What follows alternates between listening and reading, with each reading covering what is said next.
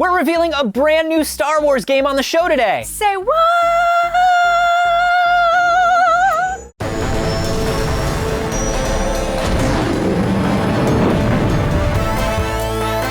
This week on the Star Wars Show, Andy sits down with the Big Bang Theory's Mayim Bialik. We check out the coolest Star Wars artifacts at Lucasfilm, and much, much more. Now, from the Lucasfilm headquarters, it's the Star Wars Show. Hey, I'm Anthony Carboni. And I'm Andy Gutierrez. Welcome to the Star Wars Show, a show where we only talk about the real, hard-hitting news. So, get ready for 10 minutes of discussions about trade deficits and political backstabbing. Finally, an all Phantom Menace episode. Fortunately, not today. Let's go to the real news. Kicking things off this week with a tiny bit of in case you missed it news. Since you know it was a holiday last weekend, you might have been away from the internet. John Boyega gave us a closer look at Finn's new blaster from Star Wars The Last Jedi on his Instagram. Posted as a boomerang, you can see Boyega's hand squeezing the trigger, igniting a series of LED lights inside. Boyega wrote, "Proud owner of Finn's blaster. Thanks, at Ryan C. Johnson." Which also means somebody stole a prop from the set. I repeat, somebody stole a prop from the set. You're just jealous it wasn't you. It belongs in a museum. I'm fine. Moving on, Stern Pinball has announced that they've made a brand new Star Wars pinball machine to commemorate the 40th anniversary of the film. The new game, designed by legendary pinball designer Steve Ritchie and themed around the original trilogy, comes in 3 different models: Pro, Premium, and Limited Edition. The game features speech and film footage from the original trilogy, sculpted Millennium Falcon and TIE Fighter toys on the playfield, and for those who shell out the extra dough for the Limited Edition or Premium, an exploding Death Star, as well as 2 LCD screens and a hyperspace ramp on the playfield. Need that. Pricing and availability has not been announced yet, but I know our producer Scott is probably going to buy one because he's a giant child who collects these massive machines. He has a couch, 8 pinball machines, and somehow a wife? And a cat. Finally this week, it's no secret that we shoot this show inside of Lucasfilm, but unless you work here and or meticulously go through our opening frame by frame, odds are you'll miss some of the cooler things around the office. Which is why we decided this week, a full year after the show started, to finally give you a tour and a closer look at some of the awesome things hidden around Lucasfilm. Let's go! Every time I walk into this building to shoot an episode of the show, I am blown away by the sheer amount of movie props, memorabilia, and just amazing pieces of film history. And I want to show you some of my favorites. This is obviously a maquette of Maz. Where's my boyfriend? But this is also a maquette of Maz. This is a version of Maz that almost happened. So it's really common for directors to sign one of the posters. It's not common for the director to leave special effects notes for ILM, but that's what Gareth Edwards did as a joke. My favorite one had way too big compared to the other characters. Let's get these things in scale, people. This U-Wing model, signed by George Lucas. And then right next to it is an actual slate. Still says Star Wars Anthology on it. Han Solo and Carbonite, obviously, we love that, but we've seen that. What have we not seen? Jar Jar and Carbonite. 2 fans made it, and now it hangs here permanently, as well as in my heart. Love this thing so much. This is just a binder in the middle of the stairwell that has original storyboards and shot notes from Return of the Jedi. That's crazy! And this, of course, is Senator Grebleeps, the extraterrestrial senator from Star Wars and nothing else. You can see his chest lights up exactly the way it does in the meeting with the Galactic Senate. If only there was a way we could shorten extraterrestrial. Anyway, this is Senator Grebleeps from Star Wars. Look at him, he's heading for that small moon. That's no moon.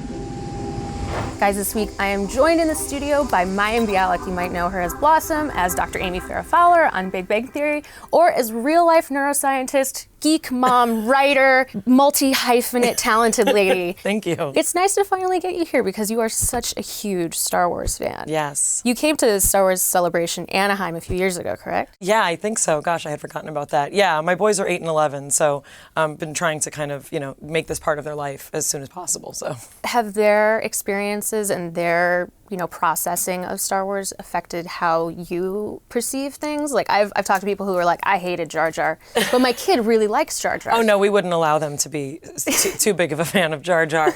But I think that they've got a lot of, very self-righteous opinions about 1, 2, and 3 versus 4, 5, and 6. And their dad and I love that we've raised like aficionados who have like a lot of things to say. So we've been reading through Grok Nation, your site, and there's a lot of talk about Star Wars and parenting.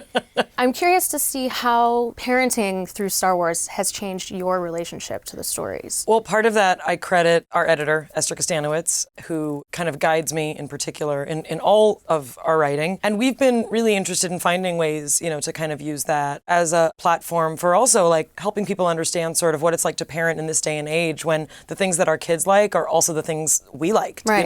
There are so many lessons to be learned. Obviously, the movies are not simply entertainment. There's a lot of depth. There's a lot of complexity to the relationships. Yeah, one of my favorite posts was you asked your boys to tell you what character you would be. That's right. And they listed like everything from Chewbacca to Princess Leia to Mace Windu. Right.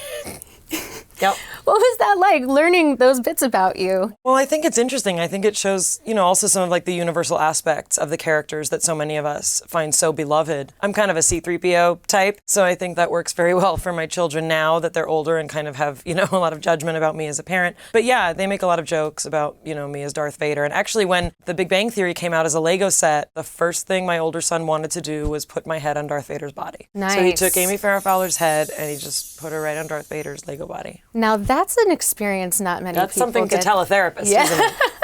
I think the general goal and mission of Grok Nation was to create a space that's not like a typical celebrity website space, because it's not. Mm-hmm. It's mainly articles about things that move me or that move Esther or that move other writers that write for us. The basic notion was to look at things deeper, and that even if we don't always agree on things that we're talking about, between readers and writers, the idea is to present information in a way so that there's a flavor that can be understood in a new way. And right now you're on your book tour? I'm on a book tour for Girling Up, which is for 10 to 18-year-old girls. And it's kind of a scientific perspective on growing up female. We just hit #1 on the New York Times bestseller list, which is very exciting for us. It's really a book about sort of my experience growing up female and different. Pretty sure there's a couple Star Wars references in there too. So where can fans go if they want to find out more about what you're up to these days? GrokNation.com has a lot of information. And I guess that's pretty much the place where we talk about everything. And I'm on Twitter and Instagram all by myself, Miss Mayim.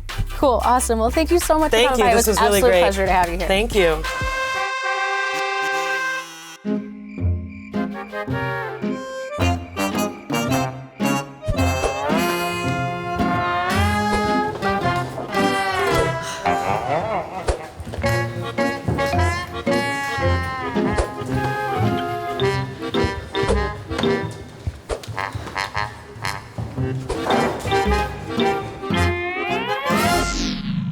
What an enlightening episode. Yeah, I don't know about you, but I feel better about myself and the world in general after experiencing this week's episode firsthand. Yes. Quite. Okay, well, since this is the part of the show where we want to hear from you, we want to know what your favorite Star Wars gams are. That was a sudden jerk of the wheel. Also, are you saying games? Gams. It's how the cool teens are saying it. I don't know if it is. Just power through it. Okay, fine. Send us your favorite Star Wars game using the hashtag Star Wars Gams with a Z and no E, and also in all caps, Why not? Obviously. And we may just feature it here on the show next week during our EA Play preview. Thanks for watching, and as always, may the Force be with you. Gams. Gams.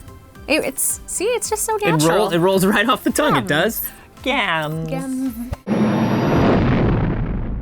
You were in a loud jacket, I'm wearing loud shoes. Can you guys hear any of this? Are you picking any of this up on the microphone? Are my bracelets a little loud today? Tell me if you're getting any of this.